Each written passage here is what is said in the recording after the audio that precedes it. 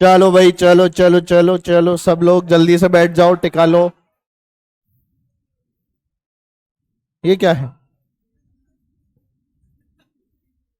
Fidget spinner? किसका है? किसी का नहीं है तो रख लेना, मेरे को क्यों दे रहे हो? इसका क्या करते हो तुम लोग? चलो आओ।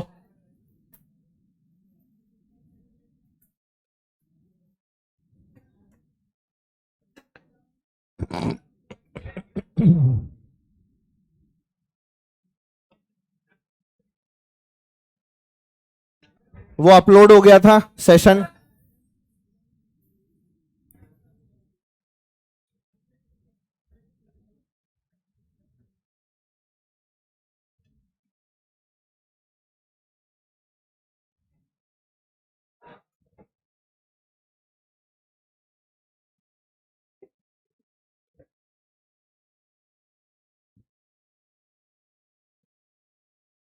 चलो चलो, अब बच्चों बातें बंद और यहां ध्यान दें सभी लोग। बहुत इंपॉर्टेंट एक चैप्टर जो अभी शुरू हो रहा है, और इस वाले चैप्टर को ऐसा समझो कि आसान भी बहुत है। एकदम इजी इजी से चैप्टर है बेटा, ज्यादा इसके अंदर दिक्कत आती नहीं है। बस गणित जो लगती है वो इतनी है कि मल्टीप्लाई करना, डिवाइड करना आना चाहिए। ठीक है ना? कुछ चीजें आप लोग अगर याद कर लोगे तो फायदे में रहोगे, नहीं याद करोगे तो थोड़ा सा नुकसान हो सकता है। तो इसीलिए इसकी कोई क्लास नहीं छोड़नी है और तरीके से इस वाले चैप्टर को पढ़ लेना है। सेंटर ऑफ मास, ये नहीं ये नहीं, वो जो लाल पीले रंग का होगा ना, पीला वाला, वो पोंछा मारने वाला। हाँ हाँ हाँ हाँ। अब तो नीचे वो जो है ना, नीचे अभी थी मेरी क्लास, उसके अंदर लेकर आए थे वो स्वीपर भैया के पोंछे वाला, वही वाला चाहिए।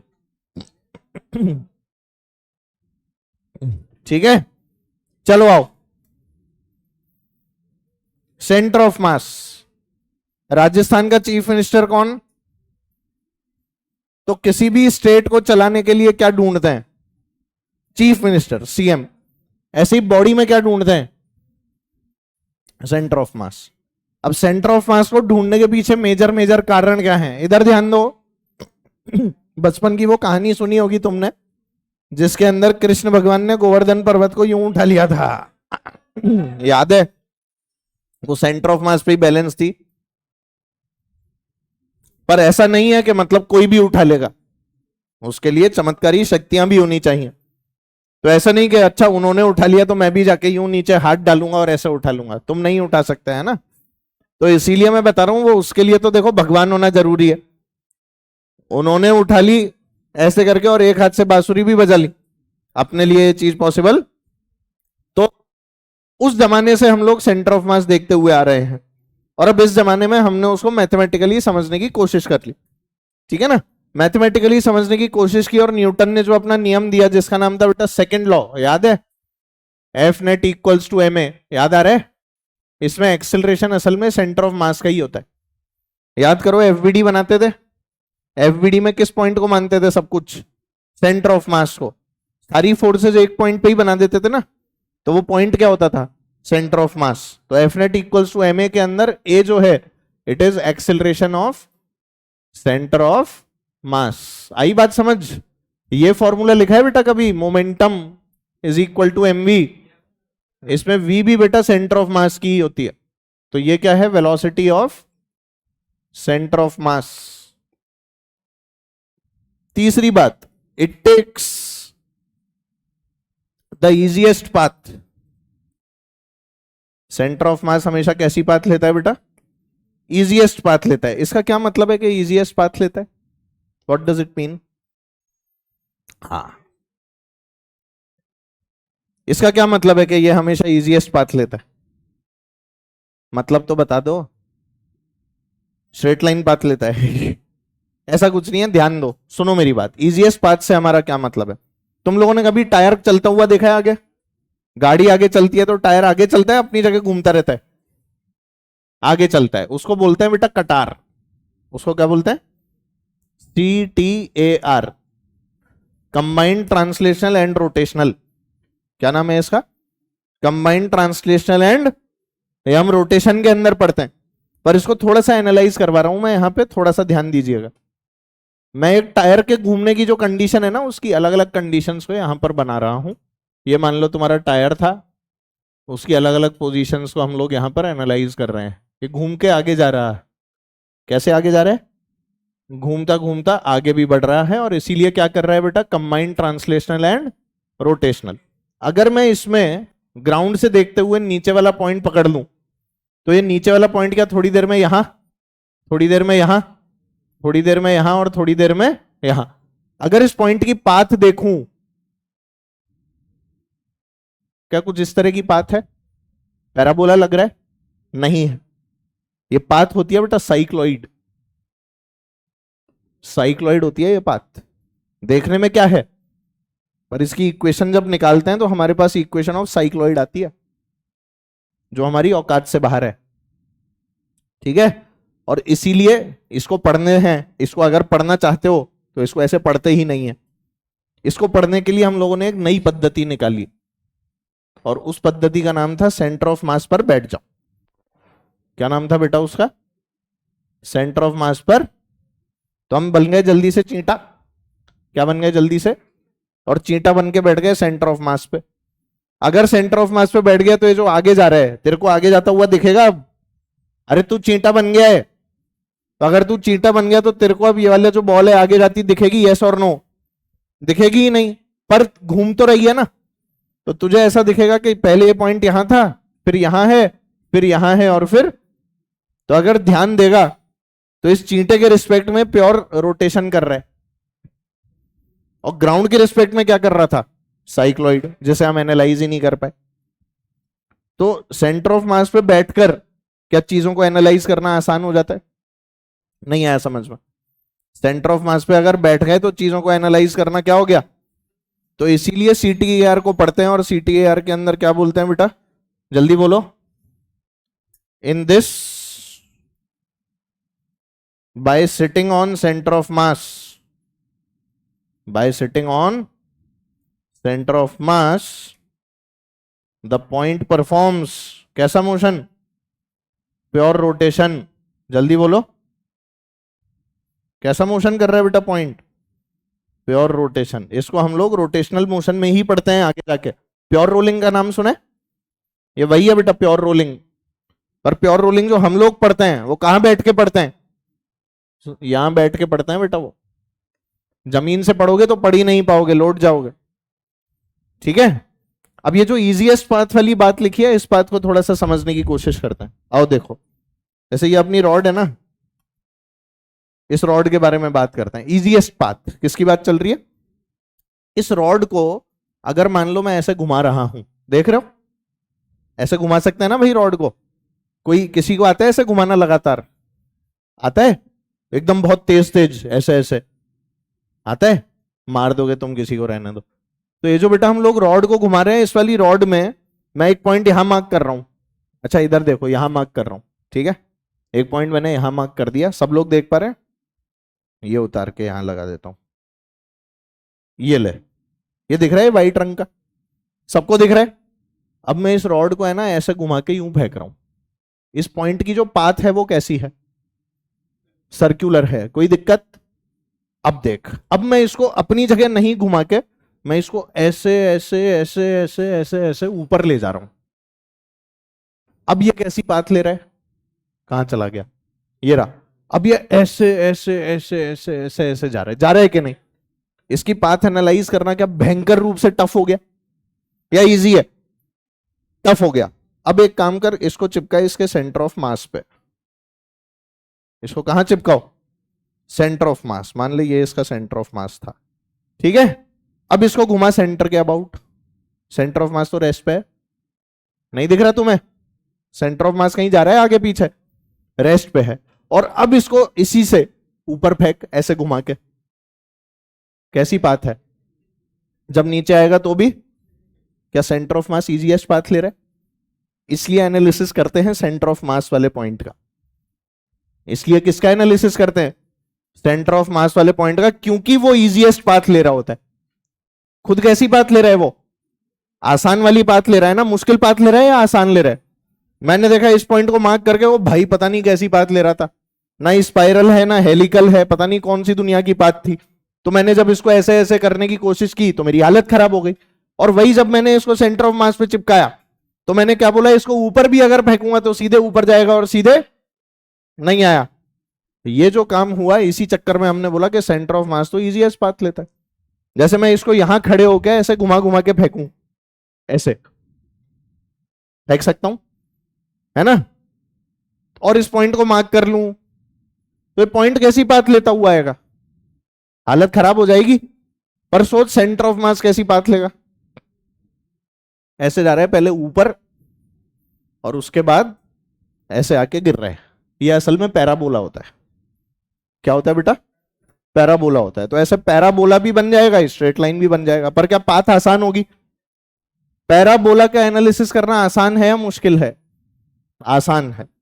साइक्लॉइड बहुत मुश्किल है। और ऐसे ही इसमें अगर कुछ हो गया ये ऐसे वाला, तो ये तो भाई साहब प्राण ही निकल जाने। तो इसीलिए centre of mass takes the easiest path. ठीक है, अब जब हम लोग इसमें बात करते हैं, ये सब लिख लिया, बहुत बढ़िया।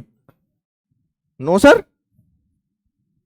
अब जब हम लोग इसमें बात करते हैं ना बेटा कैलकुलेशन की, किसकी बात करते हैं बेटा? कैलकुलेशन ऑफ सेंटर ऑफ मास की। तो कैलकुलेशन ऑफ सेंटर ऑफ मास के अंदर हम लोग इसको फिजिकली भी कर सकते हैं कुछ बॉडीज में, और कुछ बॉडीज के अंदर जिनके शेप ही अजीब अजीब होते हैं वो करने में हमें क्या आती है, दिक्कत आती है।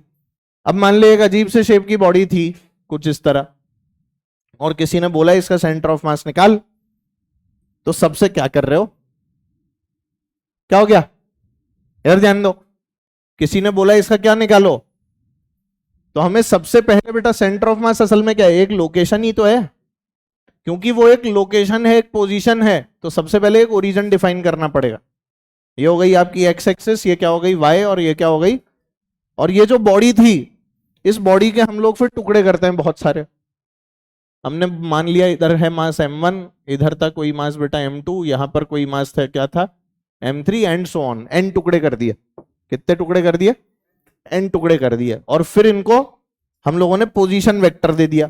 पोजीशन वेक्टर m1 का क्या हो जाएगा, r1, पोजीशन आती है ना तुम्हें, ये हो जाएगा क्या बेटा r2, ये क्या हो जाएगा बेटा r3 एंड सो ऑन, कैसे n तक, r1 r2 r3 up to rn, ऐसे सबको मैंने पोजीशन दे दी इसको n टुकड़ों में तोड़ के।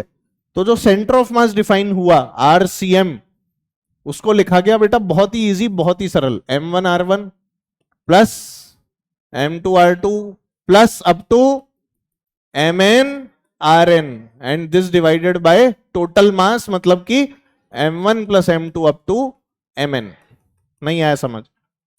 बहुत ही आसान आरसीएम लिखने का तरीका।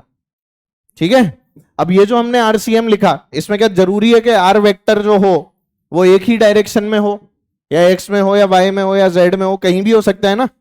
अब मुझसे सवाल में पूछ ले सिर्फ एक्स वाला बताया, सिर्फ वाई वाला, या सिर्फ जेड वाला, इन दैट केस हम लोग एक्स सी एम अलग, वाई सी एम अलग और जेड सी एम अलग अलग भी डिफाइन कर सकते हैं। तो अगर कोई ऐसा बोले तो एक्स सी एम की वैल्यू क्या हो जाएगी बताओ, नोट करते जाओ इसको, m1 x1 plus m2 x2 up to mn xn, जल्दी जल्दी नोट करते रहो, इसमें कोई रॉकेट साइंस थोड़ी है भाई, divided by m1 plus m2 up to mn। ऐसे ही बेटा YCM भी लिख सकते हो, m1 y1 plus m2 y2 up to mn yn divided bye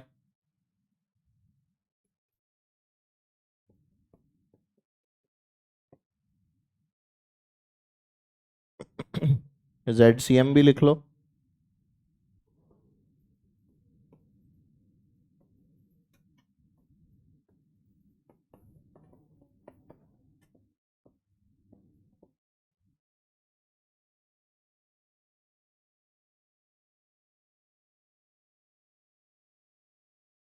लिख सकते हो ना, ये नहीं आया समझ में?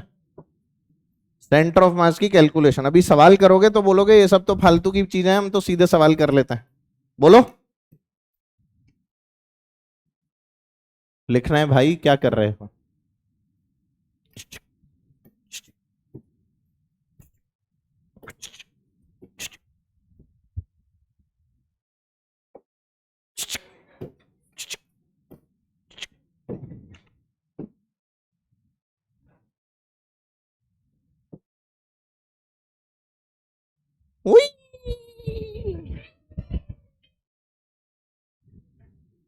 तुमने हैरी पॉटर नहीं देखी क्या? उसमें इसके नीचे झाड़ू लगा दो और फिर नीचे पैर मारो, धट, झाड़ू लगा के उड़ जाते हैं उसमें। बस वो झाड़ू गलत जगह लगाते हैं। झाड़ू मोटी होनी चाहिए, पतली हुई तो दिक्कत हो सकती है। हो गया बेटा ये? बहुत बढ़िया, आओ।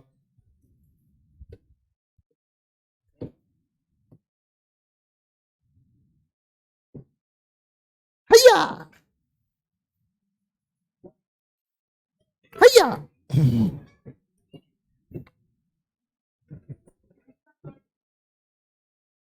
निंजा हथौड़ी। हो गया बेटा ये?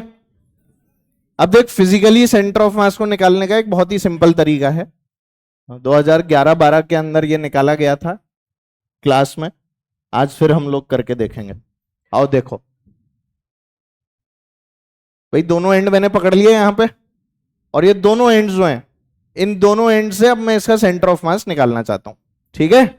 इसका सेंटर ऑफ मास निकालने के लिए कुछ नहीं करना, मेरे को बस अपने दोनों हाथ बीच में ना लें, और बीच में लाने के लिए मेरे को ढूंढना नहीं है कि बीच में लाना है। मेरे हाथ अपने आप ही इसके सेंटर ऑफ मास पे आके रुक जाएंगे। करके देखें। चलो भाई, अपने आप ही मैं अपने हाथों को चला रहा हूं। कभी मेरा हाथ चलेगा, कभी ये रॉड चलेगी, और कभी उल्टा हाथ चलेगा, कभी सीधा हाथ चलेगा। मैं कंट्रोल नहीं कर सकता, वो तुम्हें पता नहीं लगेगा, अपने आप हो रहा होता है। करें? चलो भाई, मैं चाहता हूं सीधा चले, उल्टा चल रहा था अब चल रहा है सीधा। कभी उल्टा कभी सीधा, कभी उल्टा कभी सीधा। देखो, जहां स्टिकर चिपकाया था वही पोजीशन आने वाली है। देख रहे हो? ये देखो, टिक गई ना सेंटर ऑफ मास। आ गया? समझ नहीं आया? वापस देख। 1 2 3 4 5 सर।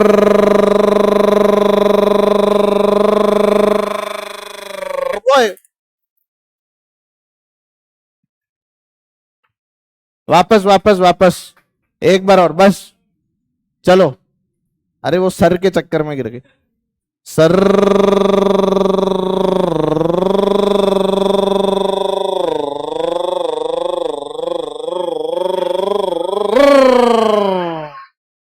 आ गया सेंटर ऑफ मास। कौन सा सेंटर? Centre of. तो ऐसे ही तो निकलता है सेंटर ऑफ मास, पर इसका हम लोग ऐसे निकाल सकते हैं। हर चीज का थोड़ी ऐसे निकल जाएगा कि चलो आदमी का सेंटर ऑफ मास निकालो ऐसे।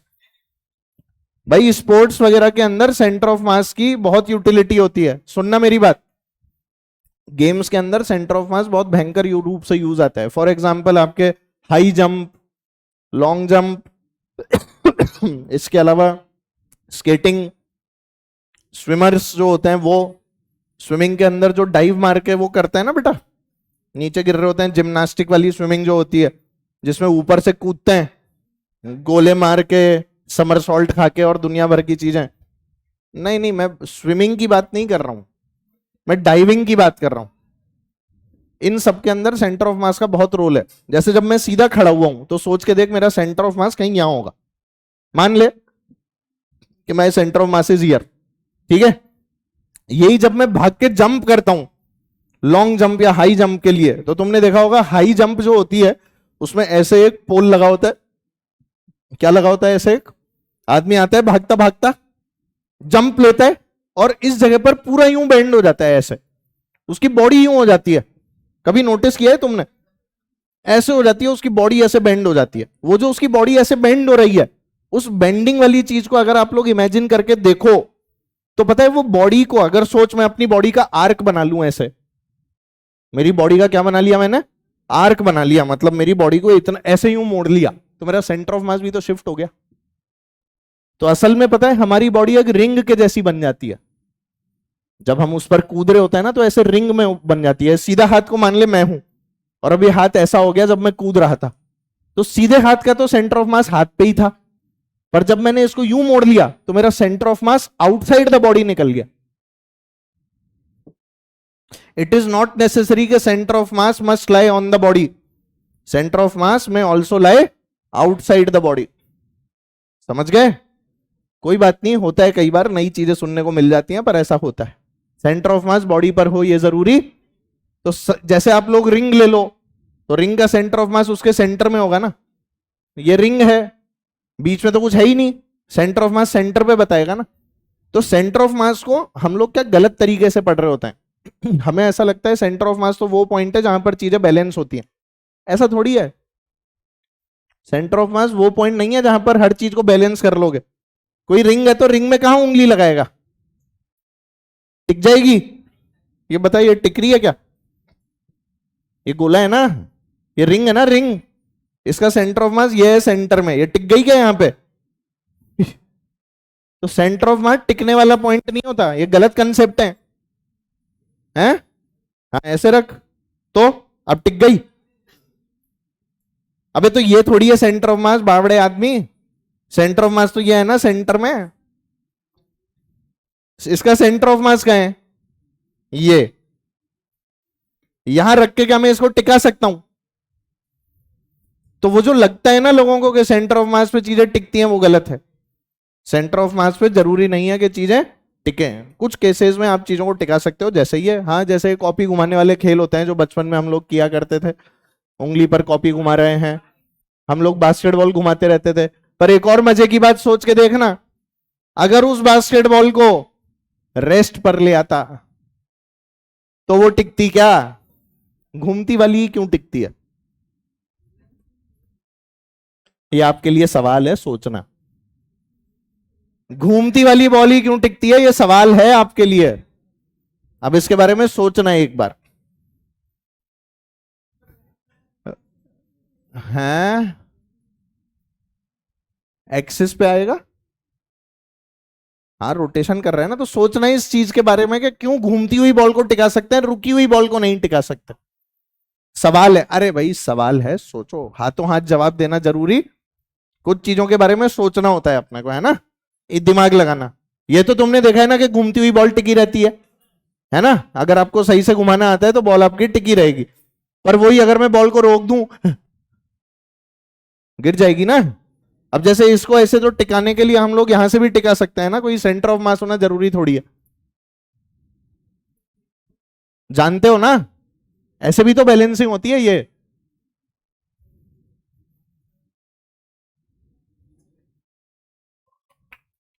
मतलब बैलेंसिंग ही तो करनी है, बैलेंस तो यहां भी हो रहा है, पर क्या इसके अंदर इसका इक्विलिब्रियम अच्छा वाला नहीं है? ये कैसा इक्विलिब्रियम है? अनस्टेबल। पढ़ा था ना स्टेबल अनस्टेबल इक्विलिब्रियम। तो यहां इक्विलिब्रियम तो है, पर क्या हल्का सा भी इधर उधर हुआ तो गिर जाएगा? Unstable equilibrium. नहीं आया समझ में? तो ये जो इक्विलिब्रियम आप लोग देख रहे हैं, दिस इज अनस्टेबल। समझ में आ रही है ना बात? पर यही अगर मैं इसे यहां होल्ड करता दोनों उंगलियों पे, स्टेबल है ये भी अनस्टेबल है। गया? अरे जनरली चला जाता है, पर छोटे छोटे ऑसिलेशन के लिए क्या ये लौट के आ रहा है? छोटे ऑसिलेशन के लिए देखना आ जाएगा, ध्यान देना। ये बहुत छोटा ऑसिलेशन, पहले सेंटर ऑफ मास तो सही ढूंढ लूं,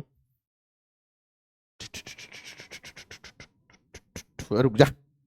ये इसका सेंटर ऑफ मास है। अब है ना, इसके ऊपर हल्का सा मार इस तरफ, बहुत हल्का, हल्का सा नीचे, इधर नहीं मारना, नीचे मार। अरे बावड़े आदमी, ऐसे मार। पर कहां से मारेगा? ऊपर से ही मार ले, पर धीरे मारना। हाँ देखो वापस आ गया, वापस कर, लौट के आया, इस तरफ मार,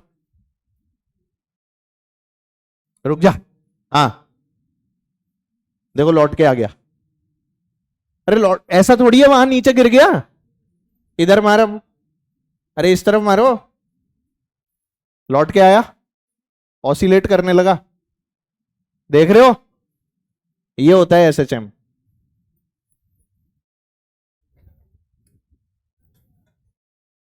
अलग अलग चीजें हैं, है ना, छोटे ऑसिलेशन के लिए ही डिफाइन होता है। ये नहीं कि इसको पकड़ के और यूं कर रहे एसएचएम, ये एसएचएम नहीं होता है, दिस इज नॉट एसएचएम, ये एसएचएम नहीं है, ये वाली बात ध्यान रखें। एसएचएम का मतलब क्या है, अगर ये पोजीशन है तो ये एसएचएम है। छोटे छोटे ऑसिलेशन, कैसे ऑसिलेशन, बड़े ऑसिलेशन लेने, चुन्नू मुन्नू वाले ऑसिलेशन से एसएचएम डिफाइन होता है। चलो, तो ये जो हमने बेटा XCM, YCM, ZCM लिखे हैं, क्या इनको ऐसे लिख सकता हूं? क्या हो गया, कौन गड़ा? हाँ, इसको ऐसे लिख सकता हूं बेटा, sigma MI XI upon sigma MI। क्या लिख दिया सर ये? तुम सिग्मा के बारे में जानते हो ना, सिग्मा ये होता है, और सिग्मा के जब पेट पे लात पड़ती है तो इसकी गर्दन और पैर क्या हो जाते हैं, लंबे, और ये किस में कन्वर्ट हो जाता है? अरे सिग्मा से ही तो इंटीग्रेशन आता है, sigma is continued addition, integration में भी तो कंटिन्यूड एडिशन ही करते हैं। तो इस सिग्मा नोटेशन में जो चीजें लिखी होती हैं वो किस में कन्वर्ट हो जाती हैं? इंटीग्रेशन में। अगर चेंजेस कैसे हो, बहुत छोटे, इनफाइनाइटली स्मॉल, तो हम ऐसा बोलते हैं सिग्मा के पेट पे लात पड़ी तो वो सांप बन गया, सिग्मा के पेट पे लात पड़ी तो वो, तो ये जो लिखा हुआ है ना, ये इसी का शॉर्ट लिखा हुआ है, ये जो आपने यहां देखा है ना, ये इसका शॉर्ट लिखा हुआ है ये। इसका मतलब क्या है, M1 X1 plus M2 X2 up to Mn Xn, है ना। इसमें I की वैल्यू 1 से लेके N तक, जानते हो ना। और YCM क्या हो जाएगा, sigma MI YI upon sigma MI, और ZCM क्या हो जाएगा, sigma MI ZI upon sigma MI। Note कर लो जल्दी जल्दी, आसान आसान है। क्या हो गया, लड़ाई कर रहे हो? अच्छा, तो देखने में तो बहुत सीधा लगता है मेरे को ये हाँ, सीधा है या बदमाश है ये? बदमाश है ये, बहुत सीधा लगता है ये मेरे को। क्या है,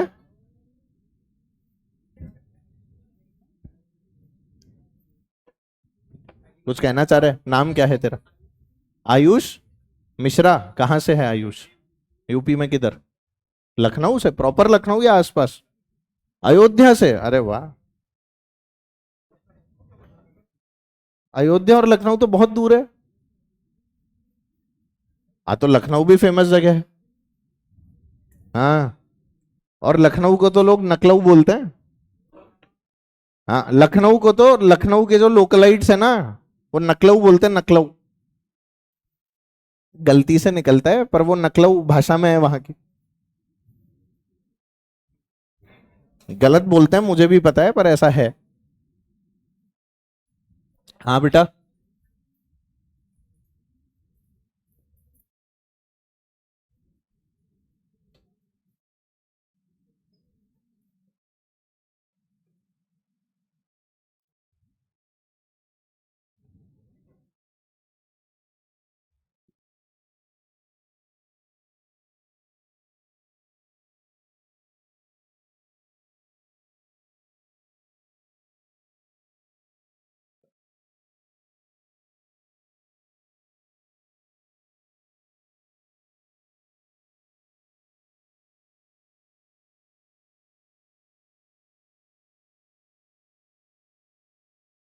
चलो इधर देखो बेटा, कितने मासेज हैं M1 और M2? M1 M2 के बीच में डिस्टेंस बोलो R। अब हमें सेंटर ऑफ मास निकालना है इनका। क्या निकालना है इनका? इनका सेंटर ऑफ मास निकालने के लिए सबसे पहले क्या मानना पड़ेगा, एक ओरिजन। ओरिजन मेरे को दिया हुआ है क्या? नहीं दिया, तो हमने M1 को ही ओरिजन मान लिया। M1 पे क्या मान लिया बेटा? अगर M1 पे ओरिजन है तो सेंटर ऑफ मास कहां होगा? ये जनरली आपको क्वेश्चन के अंदर दिया जाता है कि ओरिजन कहां लेना है। ध्यान रखना है इस बात का, क्वेश्चन में हमें दिया जाएगा कि ओरिजन कहां लेना है। समझ गए? तो ओरिजन अगर M1 लेना है तो मुझे बताओ फॉर्मूला क्या लगाऊंगा? RCM निकालना है आपको। बोलिए क्या आएगा? M1R1 plus M2R2 upon M1 plus, क्या बेटा यही अप्लाई करना है? अब इस फॉर्मूले को अप्लाई करने के लिए हम लोगों ने बस इतनी सी बात बोली कि M1 के लिए R1 कितना है, सबको देखा तो ये हो गया M1 इंटू 0 प्लस M2 के लिए कितना है R, ये डिस्टेंस R है ना, divided by M1 plus M2। ये आपका आरसीएम आ गया। तो हमारे पास में आरसीएम आ गया m2r upon m1 plus m2। तो आरसीएम की वैल्यू जो निकल के आई वो आ गई हमारे पास m2r upon m1 plus m2। आया सबको? बहुत ही आसान, बहुत ही सरल, याद वाद करने की जरूरत नहीं होती है, सब इजीली आंसर आ जाता है। तो मान लो यहां था आपका सेंटर ऑफ मास C, यहां से डिस्टेंस मान ली कितनी है r1, यहां से क्या मान लिया r2, तो RCM1 मान लो इसे RCM1, और ये हो गई RCM2।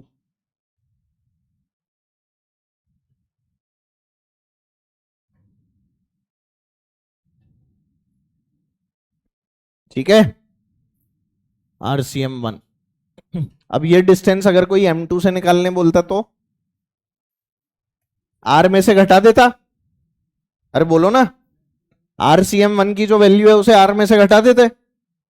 नहीं आया समझ? M2 से निकालने को बोलता अगर ये वाली डिस्टेंस, तो कैसे निकालते? यहां से तो आ गई ना, तो यहां से निकालनी होती तो R में से RCM1 घटा दो, या फिर क्या करो M2 को क्या मान लो ओरिजन, M2 ओरिजन मान लेगा तो आंसर क्या आ जाएगा खुद ही बता जल्दी से, M1R upon M1 plus M2। क्या तुम्हें चमक रहा है? ये बहुत आसान है। ओरिजन जिसको मानो उसी को हटा दो ऊपर से, जिसको ओरिजन मान रहे हो उसको ऊपर से हटा दो। देख इसमें ओरिजन क्या माना था M1, M1 हट गया। इसमें ओरिजन क्या माना है M2 हट गया। इसमें M1 इज ओरिजन, अलग अलग ओरिजन पर आंसर अलग अलग आएगा, क्योंकि ओरिजन हम लोगों को डिसाइड करना होता है कि ओरिजन क्या लेना है। ओरिजन के डिसाइडर हम हैं और कोई नहीं है।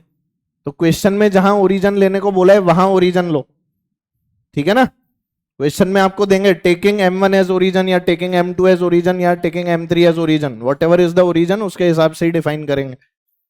अब इसमें मुझे छोटी छोटी सी बातें बताना शुरू करो। अगर M1 M2 बराबर हो गए तो RCM कहां आएगा?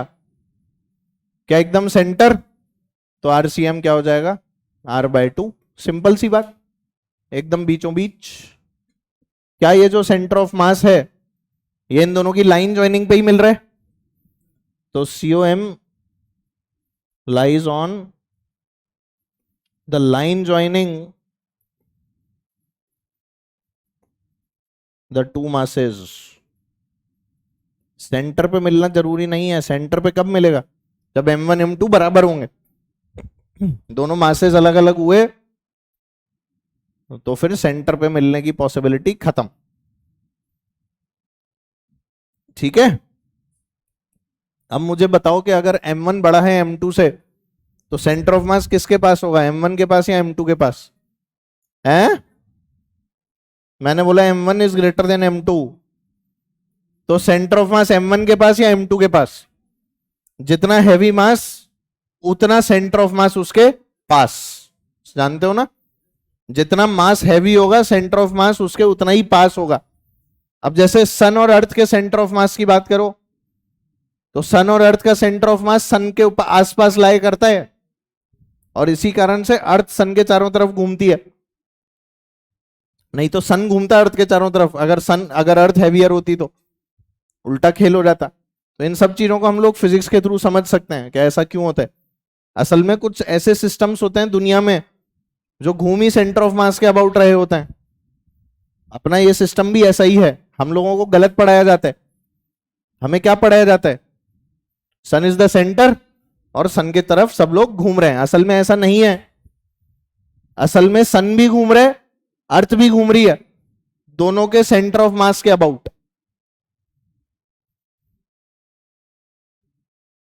सेम मास का है तो बात ही खत्म हो गई ना। पर मैं यहां पर ग्रेविटेशनल फोर्सेस जहां पर अप्लाई हो गई उसके हिसाब से एक नई कहानी बताने की कोशिश कर रहा हूं तुम्हें। अब होता क्या है, जैसे हमारा सन है ना, तो वो बहुत बड़ा है इन कंपैरिजन टू अर्थ। इस कारण जो इन दोनों का सेंटर ऑफ मास है ना वो कहीं यहीं लाया कर जाता है सन के अंदर। तो इसलिए हमें क्या घूमता हुआ दिखता है? अर्थ घूम रही है, सन नहीं घूम रहा। बट इन रियलिटी अगर मासेस आपस में कंपेरेबल हो और ये इनका मान लो सेंटर ऑफ मास है, तो ये भी इस सेंटर ऑफ मास के अबाउट घूमता है और ये भी इस सेंटर ऑफ मास के अबाउट घूमता है।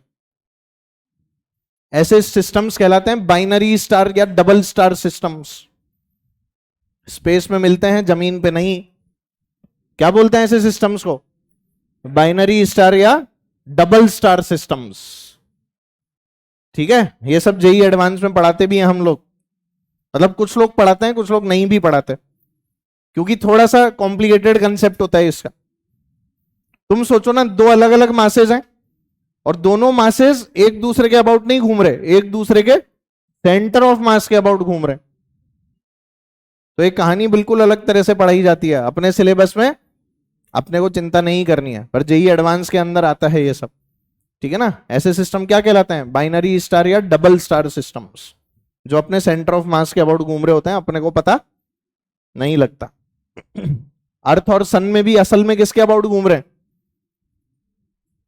सेंटर ऑफ मास के अबाउट ही घूम रहे हैं, पर हमें पता। सैटेलाइट तो अर्थ के अबाउट घूम रही है, उसमें कोई दिक्कत नहीं। कितनी सी होती है सैटेलाइट यार? कोई ये थोड़ी है कि सैटेलाइट ये बिल्डिंग के जितनी बड़ी है। जरा जरा सी होती हैं सैटेलाइट्स, तो कोई बहुत बड़ी थोड़ी होती हैं। कोई वो सैटेलाइट के पंख थोड़ी लगे होते हैं, ऐसे थोड़ी जा रही होती है सैटेलाइट। समझ गया ना? सोलर पैनल्स होते हैं, वो क्या होते हैं? वो उससे उनको एनर्जी मिलती है, उस एनर्जी के थ्रू वो गोल घूमती रहती है। सैटेलाइट तो इंजन चलित एक डिवाइस है ना? सैटेलाइट कैसा डिवाइस है? जो इंजन से चल रहा है। तो कहानियां डिफरेंट है भाई। नेचुरल बॉडीज में इंजन थोड़ी ना होता है। अर्थ में इंजन लगा हुआ है क्या? अरे बोलना, पर कह नहीं सकते। हमें नहीं पता, क्या पता लगाओ? अपन सब भी तो मशीन है। अरे पता नहीं है ना क्या है ऐसे तो, पर कुछ तो मशीन ही है हम लोग भी। बस हम लोगों के अंदर क्या होता है? इमोशंस वगैरह एक्स्ट्रा होता है, और क्या, सब मशीन है अपन लोग। कहाँ एलियन वेलियन लेकर आए थे अपने को, कौन छोड़ गया था यहाँ पे, कोई जाने ना, है ना?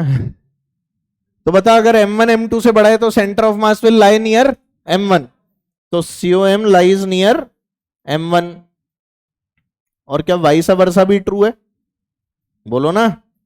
अगर M2 बड़ा हो गया तो M2 के पास, एंड वाइसा वर्षा। वाइसा वर्षा, वर्षा नहीं वर्षा। ठीक है? अरे बात समझ में आई? तो अगर हम लोग यहां ऐसा बोलें कि जो M होता है वो inversely proportional to the distance of centre of mass होता है, तो ये कहना सही होगा क्या? यानी मास जितना ज्यादा, सेंटर ऑफ मास उतनी पास। तो M inversely proportional to X बोल दूं, और इसको फिर प्यार से ऐसे भी बोल सकता हूं, mx इक्वल्स टू कॉन्स्टेंट। और फिर इसको प्यार से ऐसे बोल सकता हूं, M1 x1 is equal to M2 x2। अरे बोलना भाई। इसको बोलते हैं मास मोमेंट। क्या बोलते हैं इसको?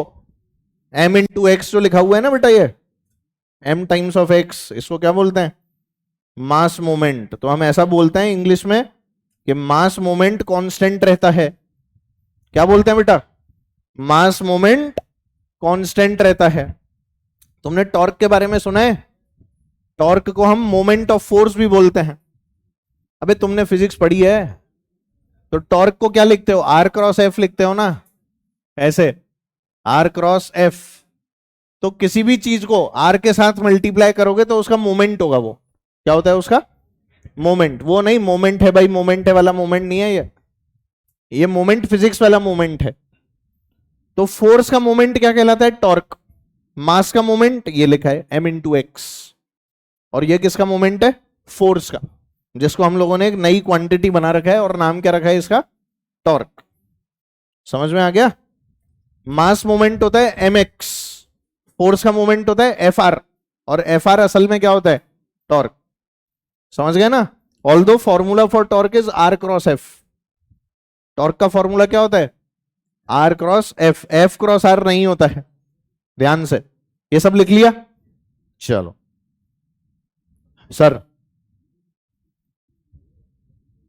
हाँ हाँ, हेवनली बॉडीज में तो यही होता है। हाँ, क्या बेटा? कौन बोला? हाँ बोल। नहीं नहीं, टॉपलिंग तो रोटेशन में। टॉपलिंग, प्योर रोलिंग, ये सब रोटेशन में, क्योंकि उसमें टॉर्क के थ्रू सॉल्व करना होता है ना बेटा, तो इसीलिए उसको हम लोग किस में पढ़ते हैं? रोटेशन में पढ़ते हैं।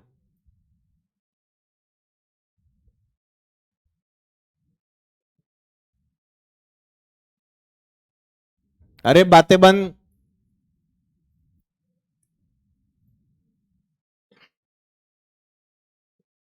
सेंटर ऑफ मास दोनों से बताओ लोकेशन क्या आएगी। 4 kg से भी बताना, 5 kg से भी बताना, जल्दी करो। यार ये सवाल देते हुए मुझे शर्म आ गई, तुमको नहीं आई? हमें भी करते हुए आ रही है। गलत कर देंगे तो ज्यादा आएगी।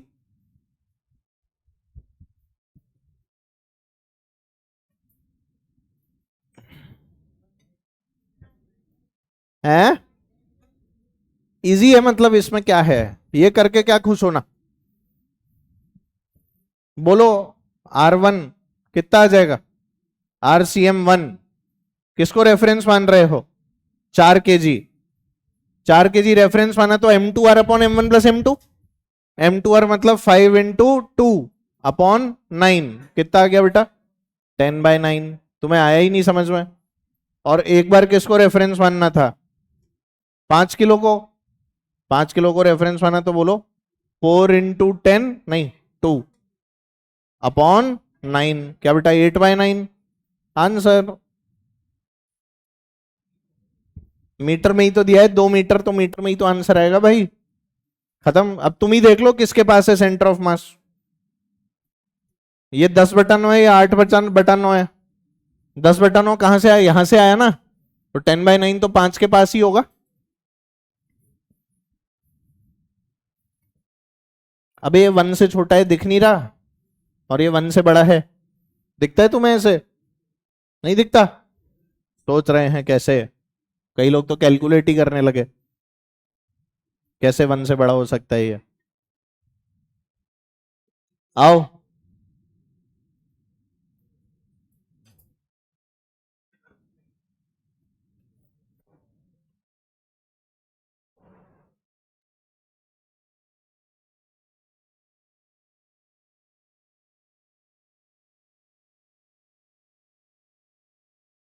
1 kg, 2 kg, 4 kg, 6 kg, ये भी 2 मीटर है, ये भी कितना है? 2 मीटर। अपने आप ही ये वाले क्या हो जाएंगे बेटा? 2 2 मीटर। कोई दिक्कत तो नहीं? 1 kg को ओरिजिन मान रखा है, देख रहे हो? ओरिजिन कौन है दिख रहा है ना सबको? अपने आप ही मैंने एक्सिस का सिस्टम बना रखा है। RCM निकालो।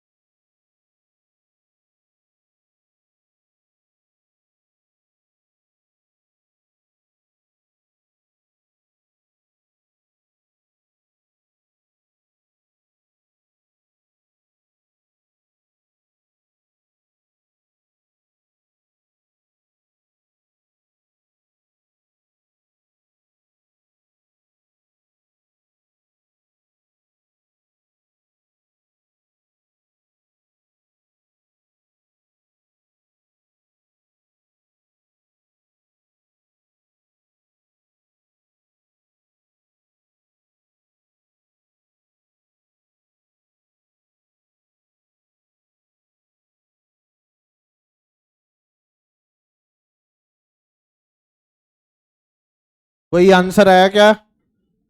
क्या आंसर आया? 2। XCM अलग YCM अलग निकालना पड़ेगा। चलो इधर इधर पहले बेटा कोऑर्डिनेट्स मार्क करवा लो। क्या मार्क करा लो? कोऑर्डिनेट्स। 1 kg के बोलो 0,0, 2 kg के बोलो 2,0, ये बोलो और ये बोलो 0,2। ये मार्क कर लिए थे सबने? हाँ। नहीं किए? बिना इसके भी हो जाएगा, ऐसी कोई दिक्कत नहीं है ना। तो ऐसे रॉकेट साइंस थोड़ी है। तो XCM बोलो 1 into 0, 2 into 2, 4 into 2 और 6 into 0। 2 थोड़ी 0, X लिख रहा हूं ना पीछे। बेटा इधर भी ध्यान दो, थोड़ा सा है ना, ज्यादा नहीं, थोड़ा सा दे लो बस, ज्यादा नहीं बोल रहा। हाँ नीचे कितना है? 1 2 3 3 4 7, 7 और 6 13। सही है। कितना आ जाएगा बेटा? 4 2 8, 8 और 4 12/13 मीटर। सही है। YCM बताओ। इसका बोलो 0, इसका बोलो 0, 4 का बोलो 2 और 6 का बोलो 2। सही। Divided by 13। 4 2 8 और 6 2 12, 20/13। चेक करो आंसर आया क्या? इजी? नहीं आया समझ? हो गया, बहुत आसान है। तुरुम तुरुम तुरुम तुरुम तुरुम तुरुम हो गया।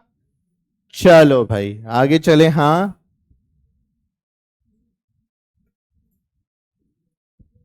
क्या क्या क्या? 1 मिनट, कुछ पूछ रहे बेटा, मेरे को बता लेने दो। हाँ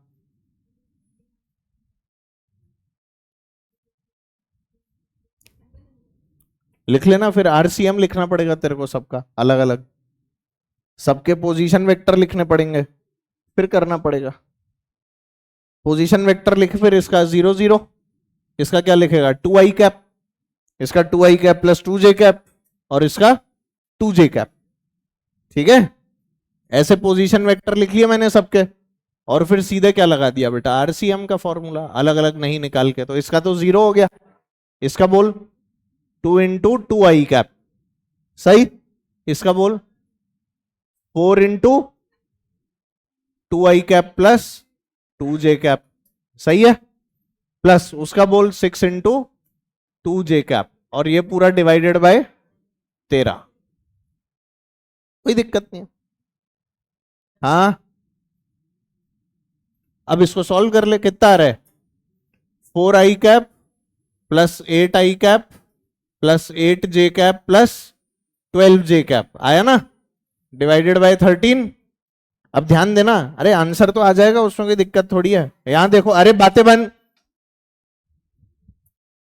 यहां ध्यान दो। अब इसमें क्या हो गया? 4 और 8 12, और 8 और 12 20, तो 12i cap plus 20j cap divided by कितना? डिवाइडेड बाय कितना?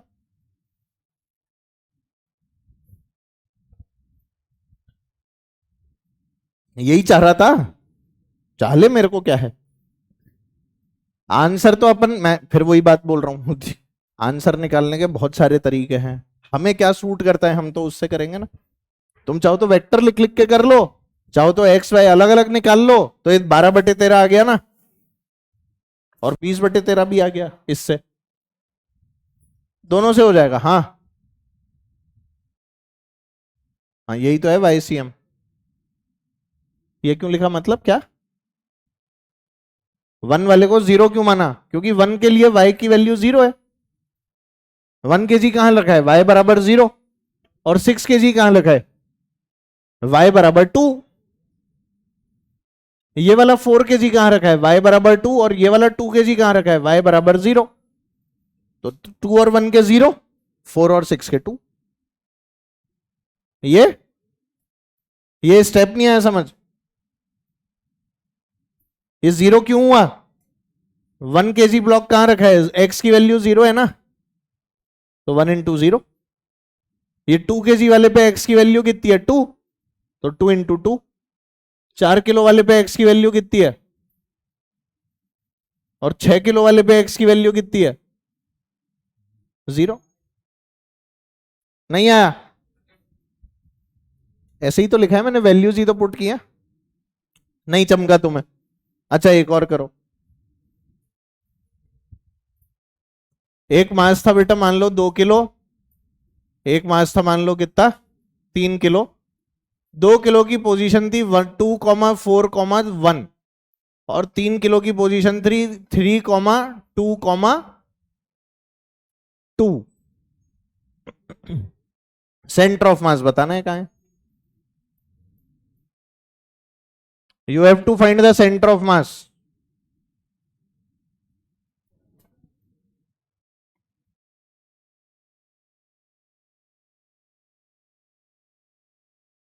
क्या फाइंड आउट करना है बेटा?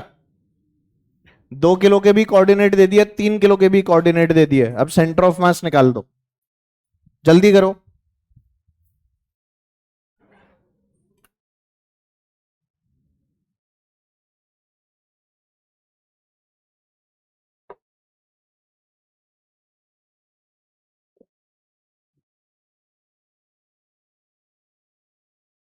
आ गया?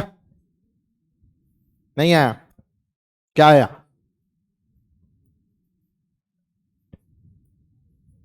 चलो आओ करें भाई। एक्ससीएम अलग निकाल लो, वाईसीएम अलग निकाल लो। तो एक्ससीएम क्या हो जाएगा? 2 × 2 बोलो, +3 × 3 अपॉन 5। ये आ रहा है कि नहीं आ रहा है जो मैं लिख रहा हूं? 2 किलो वाले का एक्स कोऑर्डिनेट कितना है? 2, तो 2 × 2 m1 x1। 3 किलो वाले का एक्स कोऑर्डिनेट कितना है? 3, तो 3 × 3 अपॉन टोटल मास 2, 3, 5। इसमें ओरिजिन नहीं मान सकते 2 या 3 को? इसमें क्यों ओरिजिन मान लोगे? इसमें तो ओरिजिन पहले ही डिफाइंड है, 0, 0, 0। इनकी तो पोजीशन दे रखी है। एक कहां मौजूद है? 2, 4 1 पे, एक है 3, 2, 2 पे। तो इसमें थोड़ी ना ओरिजिन मानना है, इसमें तो ओरिजिन क्या है? 0, 0, 0 अपने आप ही। चलो अगला निकालो, ये कितना आ गया? 4 और 9 कितना? 13/5 मीटर। वाईसीएम बताओ हैं? 2 किलो 4, 2 × 4 प्लस 3 अपॉन 5 कितना आ गया? 8 और 6 14/5। नहीं आया? ZCM भी बता दो। खुद से निकाल रहे हो या यहां देख के? तो 2 × 1 प्लस 3 डिवाइडेड बाय 2 1 जा 2, 3 2 जा 6, क्या बेटा 8/5। खत्म, आंसर आ गया। अब किसी की इच्छा हो तो वो वेक्टर लिख के कर लो। वेक्टर कैसे लिखूंगा बता? R1 वेक्टर क्या हो जाएगा? 2i plus 4j plus k हो जाएगा ना। R2 वेक्टर बोल, 3i plus 2j plus 2k। नहीं आया? अब इसको सीधे किस में पुट कर दो? RCM वाले फॉर्मूले में। m1 r1 यानी 2 × r1। r1 बोलो 2i plus 4j plus k plus 3 × r2। r2 कितना है बेटा? 3i plus 2j plus 2k। सही कर रहे हैं। Divided by total masses what? 5। Solve करो। 4i plus 8j plus 2k plus 9i plus 6j plus 6k divided by 5। आगे solve करो। 4 और 9 13, 13/5 i प्लस 8 और 6 14/5 j। 2 और 6 8/5। तुम्हारी इच्छा है, चाहे जैसे निकालो, मुझे कोई दिक्कत नहीं है, जैसे करना चाहो। अलग अलग दिखता है तुम्हें तो अलग अलग निकाल लो, तुम सीधे पोजीशन वेक्टर लिख के निकाल लो, अप टू यू। गलत मत करना।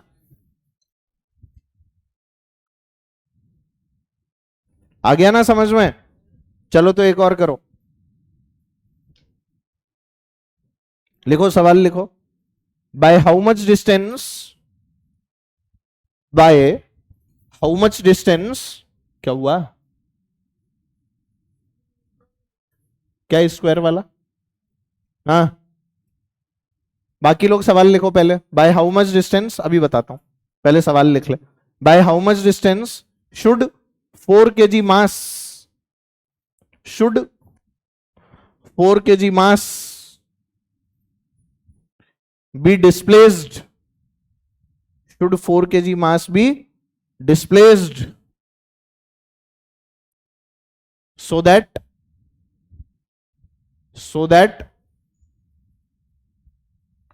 center of mass remains at the same position, so that center of mass remains at the same position, center of mass remains at the same position। ठीक है बेटा, question देख लो एक बार क्या है, सॉल्व कर लेना, फिर मैं तेरे को बताता हूं तू जो पूछ रहा है। हाँ देखो इधर, इनिशियली क्या था, 2 किलो 4 किलो ऐसे रखे हुए थे, देख पा रहे हो? सब लोग समझ लो क्वेश्चन क्या है। 2 किलो इधर रखा था, 4 किलो इधर रखा था, इनके बीच की कोई डिस्टेंस वगैरह दी हुई नहीं है। इनका कहीं होगा सेंटर ऑफ मास, जहां भी होगा, लेट्स से कि इनका सेंटर ऑफ मास जो है वो यहां पर है, मान लिया मैंने, ठीक है बेटा। अब मैंने क्या किया, 2 किलो को उठा के 8 मीटर पीछे शिफ्ट कर दिया। फाइनल पोजीशन क्या है 2 किलो की, 8 मीटर पीछे, ये मैंने कर दिया। ये करने पर क्या सेंटर ऑफ मास शिफ्ट होगा? पक्का होगा। अब जो सेंटर ऑफ मास की शिफ्टिंग हुई, मैं चाहता हूं वो शिफ्ट ना हो। उसको अगर मैं शिफ्ट नहीं कराना चाहता तो क्या 4 किलो को भी मूव करना पड़ेगा? यस और नो? यही आपसे पूछा है कि 4 किलो को अपनी पोजीशन से कितना मूव करूं कि हमारे पास में सेंटर ऑफ मास जो है वो उसी पोजीशन पर रहे। 4 मीटर। और कोई? हाँ तू पूछ, क्या पूछ रहे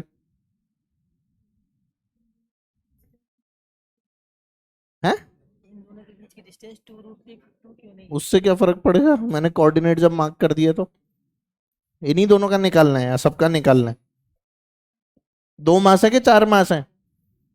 तो फिर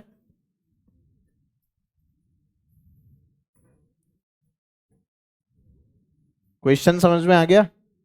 इनिशियली 2 किलो 4 किलो ऐसे रखे थे, 2 किलो को उल्टे हाथ पे 8 मीटर शिफ्ट कर दिया। इससे क्या होगा, सेंटर ऑफ मास भी लेफ्ट में ही शिफ्ट हो जाएगा। तो अब मेरे को 4 किलो को कहीं राइट में शिफ्ट करना पड़ेगा, जिससे सेंटर ऑफ मास वापस उसी जगह आ जाए। तो बताओ 4 को कितना शिफ्ट करना पड़ेगा? 4 मीटर। चलो आओ देखें, सॉल्व करते हैं, आओ। डायग्राम सही से बनाना, ठीक है, फिर समझ नहीं आएगा। आओ देखते हैं, सॉल्यूशन देखें बेटा इसका। पीछे बेटा बातें नहीं, समझने की कोशिश करें, आओ। हाँ, अरे बातें मत करो यार, तुम लोग क्या कर रहे हो? क्या कर रहे हो? क्या दिखा रहे? कुछ मत दिखा, इधर देख। हाँ, तो अगर मैंने 2 किलो को इधर को 8 मीटर शिफ्ट कर दिया और 2 किलो इनिशियली यहां था, 4 किलो इनिशियली यहां था, ऐसा मान लो 2 किलो से सी की जो डिस्टेंस है वो कितनी है, R1, और 4 किलो से सी की डिस्टेंस कितनी है, R2। मान सकता हूं क्या मास मोमेंट सेम रहता है? तो हमने लिखा बेटा 2R1 is equal to 4R2। इससे मेरे पास में R1 की वैल्यू क्या हो गई, बोलो? 2R2। Equation number 1। पहले बोलो इस इक्वेशन में कोई डाउट? अरे बोलना। मास मोमेंट बराबर कर दिया इनिशियल कंडीशन के हिसाब से। अब फाइनली क्या 2 kg has been shifted by 8 metres? Yes और नो? तो 4 को कितना मूव करूं? मैंने मान लिया कि 4 को, लेट्स से कि हम लोग x शिफ्ट कर देते हैं। कितना शिफ्ट कर दिया 4 kg को? x। क्या सेंटर ऑफ मास वही है जहां होना चाहिए था? तो 2 किलो अगर यहां पहुंच गया तो उसके लिए अब c की पोजीशन क्या हो गई, 8 + R1। बोलो ना। तो वापस से क्या लिखूंगा, 2 इंटू क्या बेटा, 8 + R1। यार 2 किलो के लिए जो अब यहां पहुंच गया, उसके लिए अब सी की पोजीशन क्या है, 8 प्लस, और 4 किलो के लिए कितनी है, 4 किलो यहां पहुंच गया, बोलो R2 + X। चमका तुम्हें? R1 की वैल्यू कितनी है, 2R2, यहां पे पुट कर दे, क्या आ गया, 2 into 8 + 2R2 is equal to 4R2 + 4X। ध्यान दो, 16 + 4R2 is equal to 4R2 + 4X। क्या बेटा 4R2 4R2 कट गया, यहां से X की वैल्यू क्या आ गई, 4 मीटर। नहीं आया समझ? अब बहुत सारे लोग ये सोच रहे होंगे कि सर आप जो ये 4 मीटर लाए हो ये तो हम एक ही लाइन में ले आए, ऐसा सोच रहे थे? आप लोगों ने इसके अंदर ये भी अप्लाई कर सकते थे कि भाई सीधे M1R1 is equal to M2R2 apply कर दें, और M1 को कितना मूव किया है बोलो? 8 मीटर। M2 कितना था? 4। R2 निकाल लो, तो हमारे पास क्या आ जाएगा? R2 सीधे 4 मीटर। बोलो आ जाएगा कि नहीं? क्या तुमने ऐसे ही निकाला था? जिनका भी 4 मीटर आया था पहली बार में वो सबने ऐसे ही किया था, पर उनको ये अप्लाई करने की कंडीशन ही नहीं पता। यहां तो अप्लाई हो रहा है, कोई दिक्कत नहीं है, पर ये हर सवाल में अप्लाई क्यों? यहां सेंटर ऑफ मास रेस्ट पे है। सेंटर ऑफ मास मूव कर रहा है क्या इसमें? उसकी लोकेशन बदली है क्या मैंने? अगर बदल दी तो ये डायरेक्ट अप्लाई। तो ये सिर्फ कब अप्लाई करना है? When centre of mass is at rest. याद रखिएगा, स्पेशल केस की तरह अप्लाई हो गया इसमें, अदरवाइज बड़ा तरीका है इसे सॉल्व करने का, जैसे तुम्हें मैंने सॉल्व करके बताया है। आई ना बात समझ में? This is the real method to solve. ये इसको सॉल्व करने की ट्रिक है। ये ट्रिक सिर्फ यहीं अप्लाई होती है। क्यों? क्योंकि सेंटर ऑफ मास अपनी जगह से शिफ्ट नहीं हो रहा है। इस क्वेश्चन में ऐसी कंडीशन दी हुई है कि सेंटर ऑफ मास में कोई शिफ्टिंग नहीं माननी है। अगर सेंटर ऑफ मास में शिफ्टिंग मानता तो फिर मेरे को ये लॉन्ग मेथड से ही सॉल्व करना पड़ता। समझ गए ना? वहां पर आप डायरेक्ट ऐसे ये इक्वेशन लिख के सॉल्व नहीं कर पाते, गड़बड़ हो जाती, घोटाला हो जाता। ठीक है? मजे की बात यह है कि हमसे जो क्वेश्चन पूछे जाते हैं उसमें सेंटर ऑफ मास किस पे रहता है? ठीक है ना? तो हमें ज्यादा दिक्कत नहीं आती।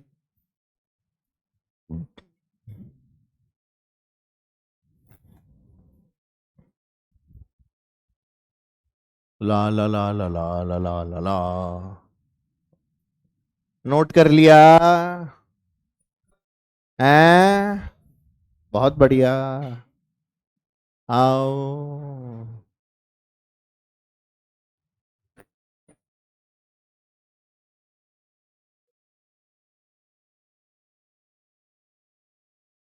करें बेटा अगला? लिखिए। रुकूं?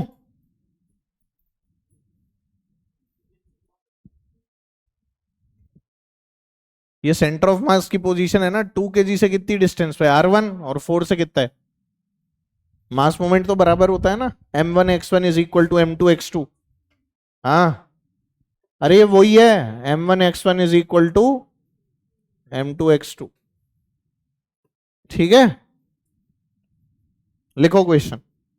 1 kg, 2 kg and 3 kg blocks,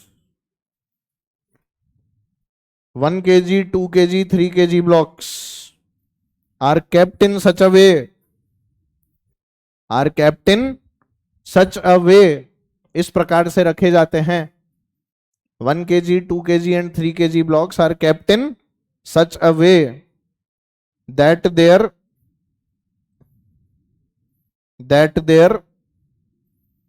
CM lies at the origin, that their CM lies at the origin। 1, 2, 3 kilo को ऐसे जमा कर रखा गया कि उनका सेंटर ऑफ मास कहां रहे? ओरिजिन पे। Full stop. If a mass of 4 kg, if a mass of 4 kg is kept at xyz, x comma y comma z, if a mass of 4 kg is kept at x comma y comma z, then center of mass मतलब cm, then cm is found at, then cm is found at 1 comma 2 comma 3, 1 comma 2 comma 3। ठीक है?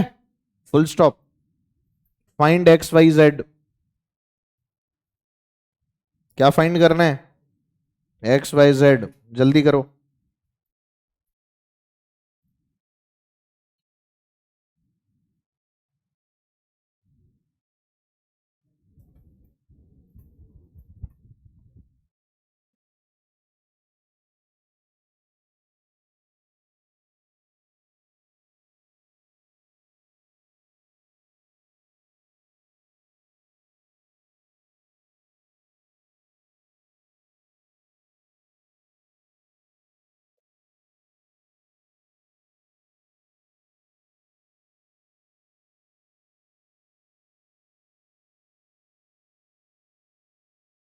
क्या कर रहे हो तुम लोग?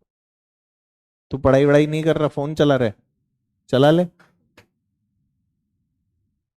Notes दिखा तेरे, दिखा तो दे। क्यों है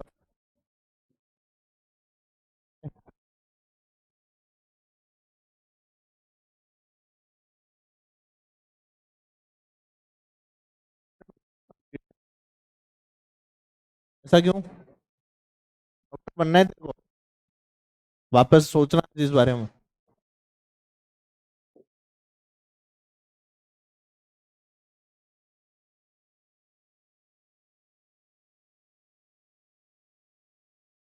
क्या हो गया, शुरुआत ही नहीं हो पा रही लोगों से?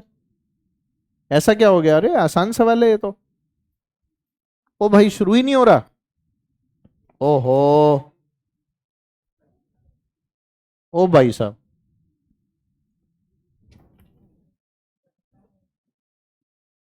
नहीं, शुरू ही नहीं हुआ है। करो करो, कोशिश करो।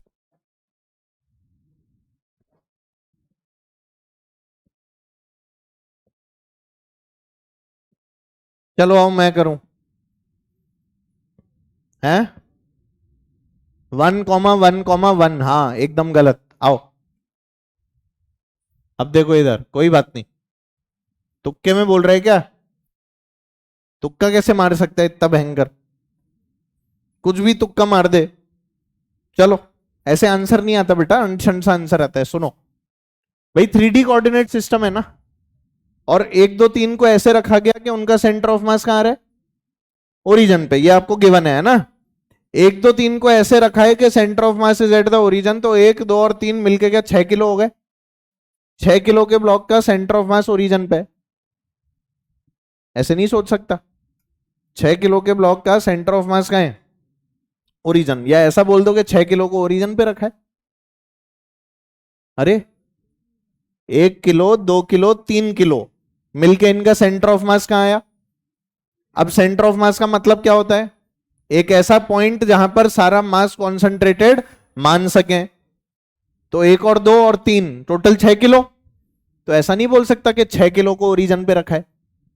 बोल सकता हूं ना? बस हो गया क्वेश्चन। 6 किलो कहां रखा है बेटा? ओरिजन पे। ये हो गया 6 किलो। अब तुम लेकर आए क्या? 4 किलो। और 4 किलो के लाने से, जिसके कोऑर्डिनेट क्या थे बेटा? x,y,z, आपका सेंटर ऑफ मास कहां आ गया? 1,2,3, यही बोला है। ये आपके सी की लोकेशन है। ठीक है, नहीं देखा सबको? भाई दो पार्टिकल के जो सिस्टम होते हैं उनका सेंटर ऑफ मास हमेशा लाइन ज्वाइनिंग पे ही लाई करता है। क्या ये लिखा था हमने? Lies on the line joining the two particles. इसके अंदर कोई शक तो नहीं है? चलो अब देखो, अब ये जो सेंटर ऑफ मास आया, इसके कोऑर्डिनेट में जानता हूं। 6 का कोऑर्डिनेट क्या है? 0 0 0। 4 का क्या है? XYZ। पुट कर दो। एक्सीएम बोलो कितना है? 1। एक्सीएम कितना है? तो 6 किलो और 4 किलो का एक्सीएम इज 1। 6 × 0 +4 × x divided by 10। क्या लिख दिया सर ये? मैंने लिखा है बेटा XCM is equal to m1x1 plus m2x2 upon m1 plus m2। अब इस पे ध्यान दे जो लिखा गया है, ध्यान दे। क्या तेरे को एक्सीएम पता है 1 है? अरे यार, 4 किलो आने से एक्सीएम कहां चला गया? 1। तो ये 1 पे है, एक्सीएम की वैल्यू 1 है। 6 किलो कहां रखा था? ओरिजन, यानी 0 0 0। तो 6 × 0। 4 कहां रखा था? तो 4 × x डिवाइडेड बाय 10। नहीं चमका? कितना आया हमारे पास? 10 इज इक्वल टू 4x। तो x कितना आ गया? 5/2। आया ही नहीं तुम्हें। अब बता अगला कैसे लिखूं? है 1 मिनट, क्या बातें बंद? हाँ, क्या पूछ रहा था? बोल तो सही। ये 10 कैसे आया? 4 और 6 10, नहीं, जोर से बोल। ये 0 क्यों माना? इसकी लोकेशन 0 है ना, 0 0 0। x1 की वैल्यू क्या है? 0। और x2 की वैल्यू क्या है? 4 इंटू एक्स। तुम्हें चमका ही नहीं है? बहुत बढ़िया बेटा, जिसका जो कोऑर्डिनेट है वही तो पुट करूंगा। और सेंटर ऑफ मास की वैल्यू क्या है? 1 2 और 3। अब बोल YCM, YCM कितना है? YCM कितना है? 2। 6 कहां रखा है? 0 पे, तो 6 इंटू 0। 4 कहां रखा है? Y पे, अपॉन 10। क्या यहां से Y आ गया? कितना आ गया? 20/4 यानी 5। नजर आया किसी को? इजी हो गया ना ये सवाल। ये लो, ZCM बताओ। ZCM की वैल्यू बोलो पहले। इज इक्वल टू 6 कहां रखा है? 0। 4 कहां रखा है? Divided by 10। क्या बेटा? 30/4। 30/4 कितना हो गया? 15/2 मीटर। तुम्हें आया ही नहीं, आंसर आ चुका है।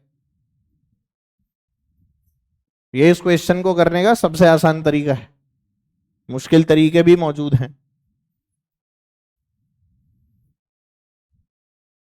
पर इसी से करना है। किसी के मन में और कुछ आ रहा हो तो उससे मत करना, ठीक है? और जो दूसरे तरीके हैं वो मैं बताऊंगा भी नहीं, कोई अगर बोलेगा भी तो भी नहीं बताऊंगा, ऐसा है।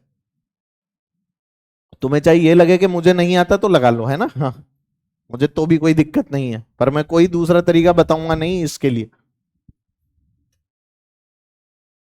तुम्हें ये स्टेप समझ में आ गया कि 6 किलो ओरिजिन पे है? पक्का आ गया ना? तो ऐसा कोई सवाल मिले ना तो उसको प्रोसीड उसको ऐसे ही करना जैसे हमने इसको किया। तो इस सवाल पे सितारे बना लेना 5, और इसके ऊपर लिख लेना CKS। हाँ, ये कंसेप्ट खोलू सवाल है। हाँ, क्वेश्चन में दिया है, पढ़। सेंटर ऑफ मास 1 2 3 पे है, पढ़ पढ़, दिया है ना बेटा? तभी तो XCM की वैल्यू क्या डाली? 1, YCM की 2 और ZCM की 3, है ना भाई?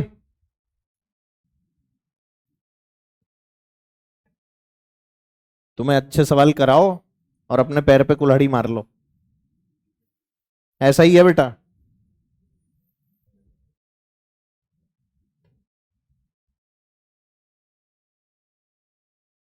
अच्छे सवाल कराने का मतलब है कि खुद की ऐसी की तैसी करा लेना।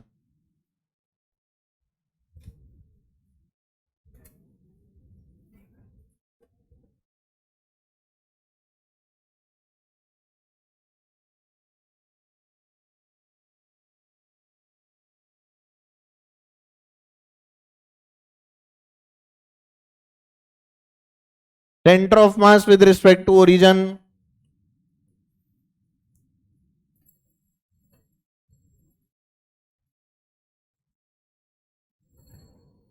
Centre of mass with respect to origin, जल्दी करो,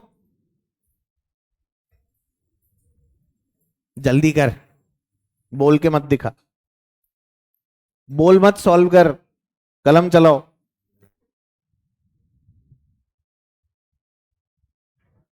हाँ, 17, 17/6, अभी देख लेता।